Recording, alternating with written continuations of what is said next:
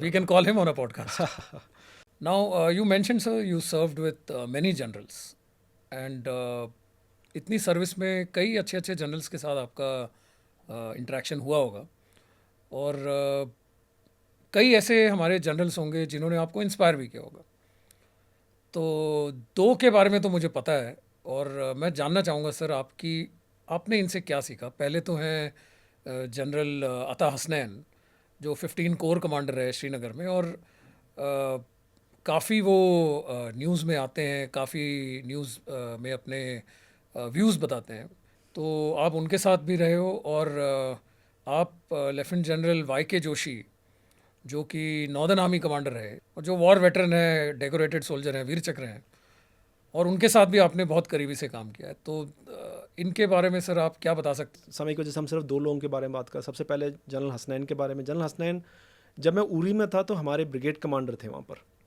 तो तब मैं मेजर था तो सर ब्रिगेडियर था and he was the brigade commander वहाँ पर.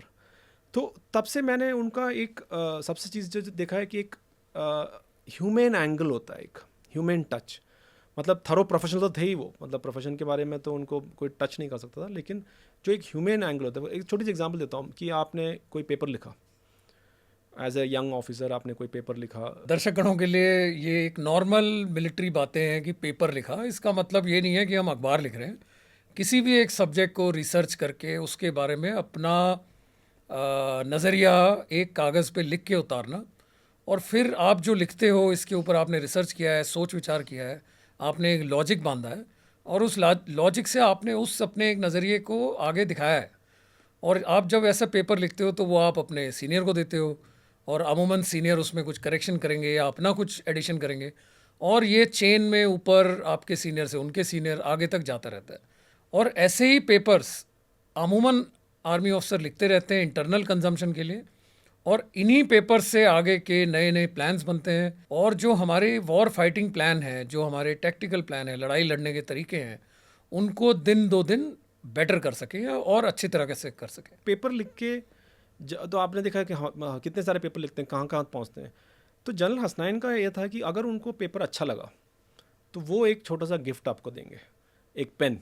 मुझे याद है और मुझे बड़े गर्व से कह सकते हैं मुझे भी पेन मिला है इसके बारे में. ये एक छोटी सी चीज़, तो एक यंग ऑफिसर के लिए ये बहुत बड़ी चीज़ होती है कि एक मोटिवेशन, हाँ यार मैं लिख सकता हूँ और मेरे जो चीज़ें हैं वो लोगों ने उसको अप्रिशिएट किया है.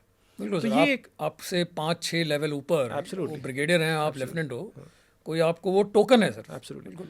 मैं ये मानता हूँ कि general Hasnain was ahead of his times. At least जो कश्मीर में जो उनका हैंडलिंग था कि कश्मीर के जो लोगों को, आवाम को एक डिफरेंट टाइप ऑफ ट्रीटमेंट, मतलब उनका जो था कि एक होता है कि जो गन्स और जो फोर्स के अलावा, क्योंकि काउंटर टेररिज्म के एक ऐसा स्टेज आता है जबकि आपको गन्स के बाद अगला स्टेज होता है, फाइन बैलेंस होती है.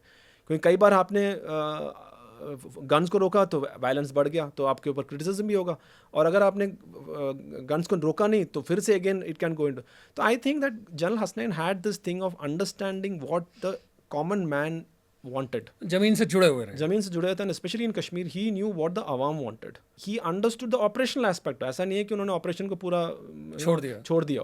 उन्होंने ऑपरेशंस भी पूरे, टेररिस्ट भी मारे थे, टेररिस्ट भी किए, बट उनको आवाम के बारे में भी उनको पूरा एक ज्ञान था. तो ये सब चीज़ें मैंने जनरल हसनैन से, ऑफकोर्स बहुत सारी चीज़ें हैं लेकिन कुछ एक चीज़ें. जहाँ तक जनरल जोशी की बात है, वो मेरे GOC थे जब मैं CO था लद्दाख में. तो उनके बारे में मैं ये सिर्फ कहूँगा कि जब हम चाइनीज़ के साथ में, जब हमारे ये जो इंटरेक्शन होता था, हॉट इंटरेक्शन, पोलाइट इंटरेक्शन होता था, नॉट सो पोलाइट इंटरेक्शन होता था, तो निखिल मैंने एकमात्र ऑफिसर ऐसे देखे हैं जिनको मैं जब जाता था चाइनीज़ के साथ में, जब ये प्रॉब्लम होते थे तो वो बोलते थे कि please ask General Joshi, in case he says we will agree. This was his stature then. तो वो इतने ज़्यादा उनके अंदर विश्वास था चाइनीज़ को कि he is as an officer. उनको पता है क्योंकि ये वो वहाँ चाइना में भी DA रहे हैं, he was the brigade commander भी रहे हैं, तो उनको उस ग्राउंड के बारे में पता था. क्या होता अमूमन क्या होता है कि जब चेंज होकर लोग चेंज होते रहते तो हालात बदल सकते हैं. तो without compromising on any national interest, ऐसा नहीं है कि कोई वो national, but he knew how to resolve things. जैसे मैंने कहा चाइनीज़ के साथ में हैंडल करना होता है, एक बातें करना। ऐसा नहीं है कि हम पीछे हट गए ऐसे, बट एक हैंडल करना, उनको किस तरह से बातें। सबसे उनका एडवांटेज था कि उनको लैंग्वेज पता था, तो लैंग्वेज से वजह से चाइनीज़ जानते थे। वो फाइन सोल्जर जिस तरह से होता है कि 1 इंच हम पीछे नहीं हटेंगे, लेकिन आपको पूरी इज्जत से बात करेंगे। तो वो चाइनीज़ को वो उनको मानते थे कि अगर जनरल जोशी ने बोला है तो सही बोला होगा। Maintaining composer when things can go wrong, probably basically मुझे लगता है क्योंकि वो एक इन्फेंट्री ऑफिसर थे और उन्होंने कारगिल जैसा युद्ध देखा है और जीता है, तो उन्होंने चाहे कितना भी बड़ा प्रॉब्लम हो चाइनीज़ के साथ में, वो कभी भी वो नर्वस या कभी भी उस तरह से नहीं होते थे। He used to handle things very very, धैर्य था,